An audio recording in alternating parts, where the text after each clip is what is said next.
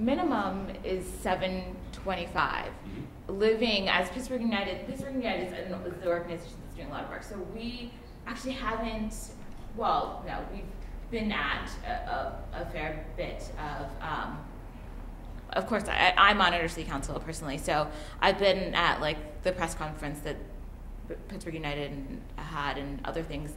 So we weren't the people that specifically set. That's really been a lot of work that they've done. They're fantastic. So, this is really important legislation, and Doug Shields sponsored it, and along with a whole bunch of other members. They've set living wage at just under. Does anyone know better than I do? Just under $11, if I'm not mistaken, in the city of Pittsburgh. Just more than 11? Okay, maybe. I have a definitive answer. Yeah. The definitive answer is we couldn't get the spokesperson from Pittsburgh United and the folks who are working on that to come tonight, but we're going to get them to come next time around for one of the future sessions, maybe the private sector session where we have discussion about this. And we will get way in deep on this because they're also planning not just economic legislation, but also environmental impact legislation for city investments. Yeah. So they have to meet certain requirements, but So stay tuned. So their legislation is three-pronged, but we are particularly in support of their prevailing wage. So I guess they are in dialogue, and I would say talk to them. Yeah, I think that would be the best answer. More exciting questions? More provocative answers? Love that word. I got a comment. Recently, I think I emailed Celeste, and I think that what REMP is doing is very necessary and critical to this effort. And I had made a suggestion that maybe REMP should consider taking on a lesser version of being the Brookings Institute for Pittsburgh, because there is no definitive entity here that is stockpiling that information, categorizing it, and giving us an ongoing update on what's changed and what hasn't.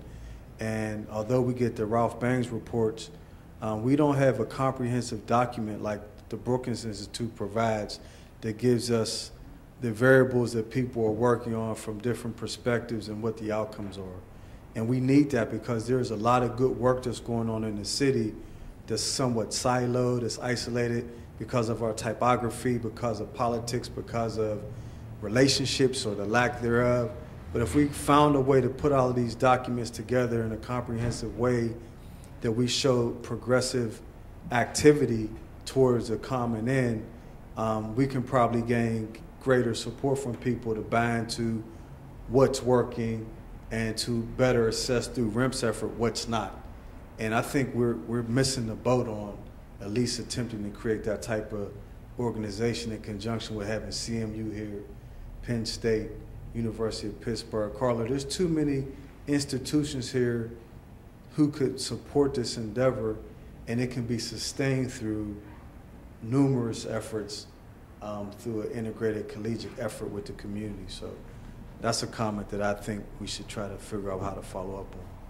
Yeah, I think that that's really kind of where we're looking to be too, because as a group, a small group, we are kind of academic in our approach. We do a lot of reading and writing and compiling data.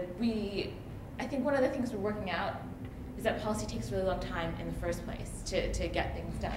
It's the slowest way to get anything done. It really is. And so kind of trying to figure out the timing between a promise that's made, between when it's being carried out, it takes a long time anyway, even when it's done in the best way that our government allows, sort of.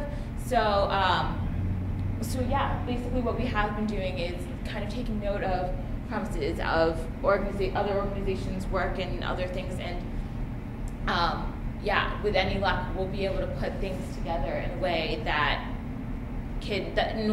our information through monitoring and through paying attention and through reading and writing can be a tool for other organizations who are trying to figure out what's going on. Because I think that, for better or for worse, that's what we have now. We just have a pile of things that have been said, and as things come together, as this money is being dispersed and whatever else, it's going to become more useful because we'll be able to draw trends between what's been said and what's been done, and also we're looking at other models, other cities where things have worked and things haven't worked. So I think we do hope to be a source of information for other people and really kind of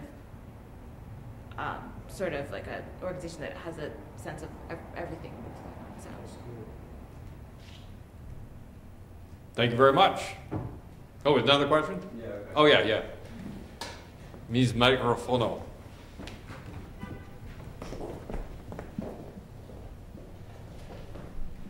So I just wanted to hear you talk a little bit about how you use the media to, bolster the voice of your community, and also how effective or non-effective using traditional media is to kind of reach the communities that you're trying to serve and empower.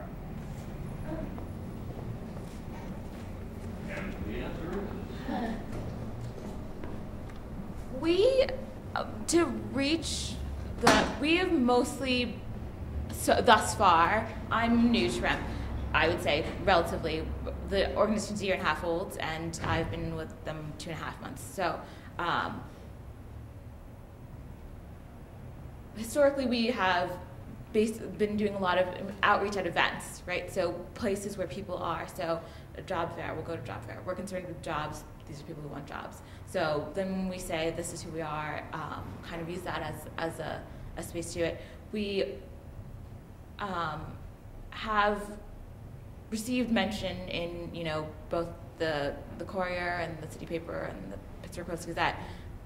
We've also put out a few press releases based on our opinions on certain measures, and no one reads the newspaper, so there's that.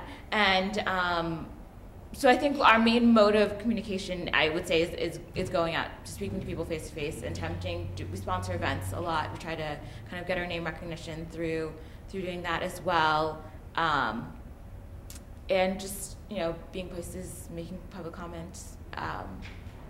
I would say that those are our main modes. At this point,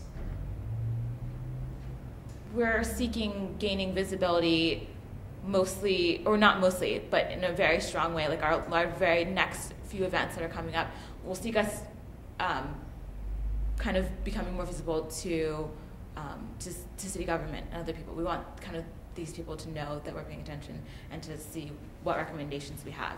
And so obviously we're also concerned with members of the community, but I think it's Celeste's, this is where I'll go.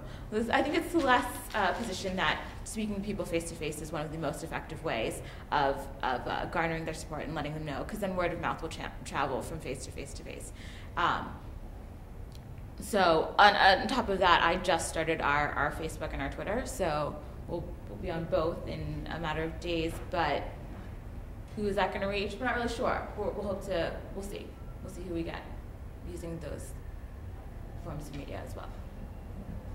A couple things I can say on REMP. They're very new in terms of this is their first year in existence, basically, or just around the first year. Just completed a strategic plan, but I think they come from a very grassroots tradition. They come out of the Black Political Empowerment Project, so that's a group that knows how to reach people in the community. But I can tell you, having worked with them on a strategic plan, they also are going to be doing a lot of work that's going to get back to the community, be very visible, give out, for example, awards on folks who are doing a good job with work every year, regularly put out reports on sort of the state of what it is in equity each year. I think that's going to really help establish them there. So.